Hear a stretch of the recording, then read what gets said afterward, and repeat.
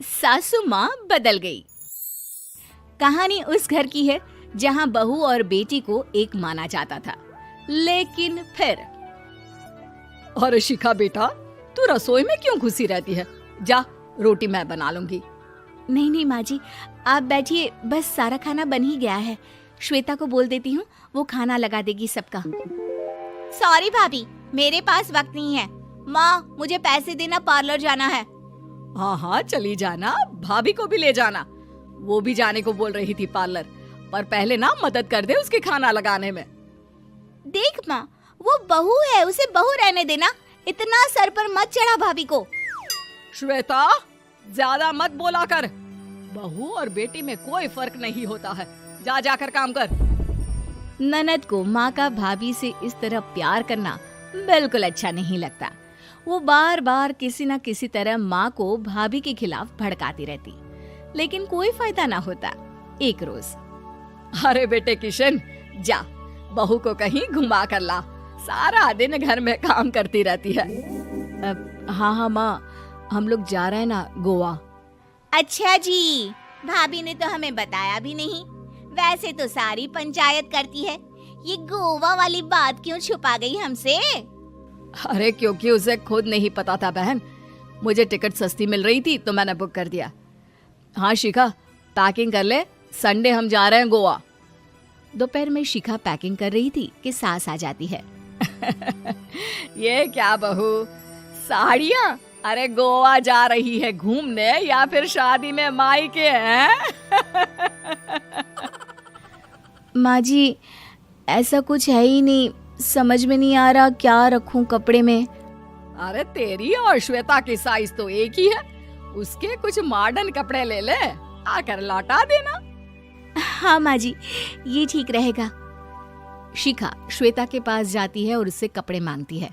ना जी ना, मैं अपने कपड़े ना दूं, वैसे भी फैल जाएंगे मेरे कपड़े, बहुत महंगे वाले हैं। शिखा मुंह लटकाकर कमरे में आ जाती है तो सास कहती है, चल तैयार हो जा, तुझे मैं शॉपिंग करा कर लाती हूँ गोवा की। बस फिर क्या था, सास बहू निकल जाते हैं मार्केट और एक से बढ़कर एक ड्रेस खरीद कर घर आते हैं। पहले बता देती कि नए कपड़े दिलाने वाली है भाभी को, तो मैं अपने ही दे देती ना भाभी को, मुझे दिला देती नए कपड़े। देख श्वेता, परिवार का मतलब सबके साथ रहना होता है, ना कि सिर्फ अपना सोचना। वैसे भी तुझे अच्छे संस्कार सीखने चाहिए। और रही बात कपड़ों की, तो शिखा, आज से घर पर भी तू मॉडर्न कपड़े ही पहनेगी। कोई जरूरत नहीं है ये साड़ी वाड़ी लपेटने की। अब क्या था, घर पर श्वेता और शिखा एक जैसे रहते। एक बार पड़ोसन आती है। अरे बेटा, अपनी माँ को तो बुलाना जरा, बात करनी है। शिखा सास को बताती है और रसोई में चली जाती है। ये आपकी बेटी बहुत बड़ी हो गई है, इसके लिए एक रिश्ता है, कहो तो बता दूं। ये बेटी नहीं बहू है, घर में सब एक जैसा ही रहता है। वैसे मेरी बेटी भी बड़ी हो गई है, कोई रिश्ता हो तो जरूर बताना। पड़ोसन रिश्ता लेकर उन लोगों के घर आती है। तब श्वेता की होने वाली सास कहती है, तो ये घर है, कितने मंजिल का है? और ये बहू ने आपकी क्या पहन रखा है, जीन्स टॉप? अरे भाई, साड़ी वाड़ी नहीं है क्या इसके पास? देखिए, सर्दी है तो साड़ी में बहू कैसे मैनेज करती, वैसे पहनती है साड़ी भी। देखिए, हम लोग ठहरे पैसे वाले लोग, कोई कमी नहीं है हम लोगों के पास पैसों की, बहुत पैसे हैं, जमीन, नौकर चाकर, कार, सब कुछ है, लेकिन घर में संस्कारी बहू चाहिए। समझ रही हैं ना आप? सास कुछ कहती कि श्वेता बोल पड़ती है, हाय रे, नौकर चाकर से लेकर जमीन, कार, पैसा, हाँ, मुझे रिश्ता मंजूर है मुझे। अरे रुक जा श्वेता, मैं बात कर रही हूँ ना। देखिए, हम लोगों के घर इतनी आजादी नहीं मिलेगी। अरे हाँ कर देना माँ, हाँ कर दे जल्दी से। सास क्या करती, बेटी की शादी ऐसे घर में कर देती है जहाँ ना उनके विचार मिलते हैं और ना ही आचार। शादी के बाद एक रोज फोन पर, श्वेता बेटा, एक बार घर आ जा, बहुत दिल करता है तुझे देखने का। माँ, वो घर पर बहुत काम होता है, कैसे आऊँ? बड़ा घर है, लेकिन आने जाने वालों की लाइन ही लगी रहती है। बेटा मैं तो जानती थी उस घर का हाल, लेकिन तू ही नहीं मान रही थी। माँ देख, हर घर का यही हाल है। तेरी बेटी को यहाँ घूंघट हटाने की परमिशन नहीं है और एक तरफ भाभी स्कर्ट पहनकर घूम रही है। बेटा मुझे क्या पता था कि मेरी बेटी को ससुराल के नाम पर पिंजरा मिल जाएगा। अच्छा माँ, फोन रखती हूँ, सास को गर्मा गर्म रोटी खिलानी है। तुम लोगों की तरह नहीं कि एक रोटी बनाओ, एक सब्जी बनाओ, फिर सारा दिन फ्री होकर घूमो। सास फोन तो रख देती है, लेकिन सोच में पड़ जाती है कि एक तरफ बेटी जिसे कोई आजादी नहीं, वहीं दूसरी तरफ बहू जिसे देखकर लगता ही नहीं कि उसकी शादी भी हुई है। अगले रोज। शिखा, अरे ओ शिखा। हाँ माँ, क्या हुआ? कुछ चाहिए आपको? मैं जिम जा रही थी।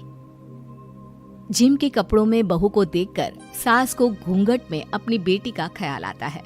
देख बहू, घर में बहू की तरह रहा कर।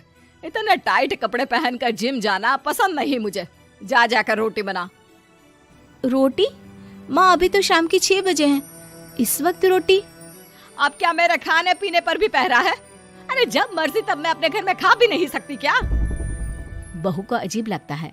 वो समझ नहीं पाती कि जो सास कल तक इतनी सपोर्टिव थी, उन्हें अचानक से क्या हो गया। वो किचन में जाती है, गरम रोटी के साथ 2 तरह की सब्जी, रायता, सलाद सब लेकर सास के पास आती है। माँ जी, खाना। इतना सारा खाना? राक्षस समझा है क्या मुझे? रोटी मांगी थी मैंने गर्मा गर्म बस। पर माँ जी, रोटी खाती किससे आप? सब्जी तो बनानी थी ना। अरे भूख मर गई मेरी तेरी बहस से। जा जाकर काम कर, अंदर पूरी रसोई साफ कर। बहू अंदर चली जाती है। थोड़ी देर में श्वेता घर आती है।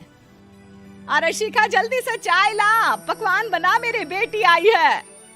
अरे नहीं नहीं माँ, ड्राइवर बाहर खड़ा है। मैं तो घर का कोई सामान खरीदने के बहाने यहाँ आ गई हूँ, मुझे जाना होगा। अरे बेटा, पर कितने दिनों बाद देख रही हूँ तुझे, रहने आ जाना 2-4 दिन के लिए। आ जाऊंगी माँ, जब मेरी सास मरेगी तब। मैं तो रोज मन्नत मानती हूँ कि मेरी सास मर जाए तो अच्छा है। अच्छा चल, जा रही हूँ माँ। हे भगवान, कैसे कैसे दिन देखने पड़ रहे हैं मेरी बेटी को। सास अंदर जाती है, जहाँ श्वेता की जिम वाली सहेली का फोन आया होता है। क्या बात है, आज जिम नहीं आई? अरे पता नहीं यार, आज माँ को क्या हो गया अचानक। पर खैर कोई नहीं, लगता नहीं कि मैं अब जिम आ पाऊंगी। शिखा स्पीकर पर बात कर रही थी, जिसे सास सुन रही थी। यार ये सास ना होती ही ऐसी है। मैं तो कहती हूँ बुढ़िया जल्दी मरे और तू आराम से जिए। शिखा को सहेली की बात पर गुस्सा आ जाता है। माँ के मरने की कौन सा बच्चा दुआ मांगता है मोहिनी? आगे से ऐसी बात मेरे सामने मत करना। हमारे घर की शोभा ही माँ है। क्या हुआ जो थोड़ी सख्ती दिखा रही है? उसमें भी कोई ना कोई उनकी भलाई ही होगी। मैं तो कहती हूँ भगवान मेरे जैसी सास सबको दे, जो सिर्फ माँ की तरह है। सास वाली तो कोई बात ही नहीं है उनमें। सास ये बात सुन रही थी। उनकी आंख में आंसू आ जाते हैं कि क्यों वो बेटी की किस्मत में बहू को भी भागीदार बना रही थी। शिखा, अरे ओ शिखा, क्या हो गया? जिम नहीं जाना क्या?